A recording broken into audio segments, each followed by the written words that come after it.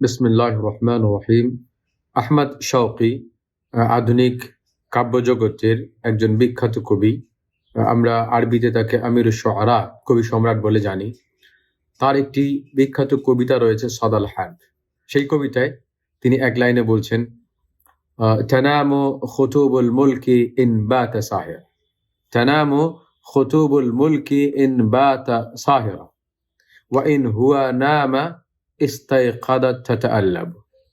যদি শাসক জেগে থাকে, যদি শাসক সচেতন ও সজাগ হয়, যাদের হাতে নিরাপত্তা নিশ্চিত করার দায়িত্ব রয়েছে, তারা যদি সচেতন থাকে, তাহলে উপদলগুলি যারা বিনাশকারী, যারা নোংরা কাজ করে বা যারা বিদ্রোহ করতে চায়, তারা শান্ত থাকে, তারা আত্মগোপন করে থাকে, তারা লুকিয়ে থাকে। ওয়া ইন হুয়া নামা, আর যদি শাসক উদাসীন হয়ে পড়ে, ঘুমিয়ে পড়ে, যাদের হাতে নিরাপত্তার দায়িত্ব তারা যদি সজাগ না থাকে, সচেতন না হয়, গাফিল ও উদাসীন হয়, তাহলে কি হবে? ইস্তাইকাদাত তাতাআল্লাব। ওই উপদলগুলি, ওই ছোট ছোট গোষ্ঠীগুলি, তারা সজাগ এবং সচেতন হয়ে একত্রিত হয় এবং তারা বিনাশের দ্বার উন্মুক্ত করে, তারা নানা রকমের অপ্রীতিকর ঘটনাগুলি ঘটাতে আরম্ভ করে।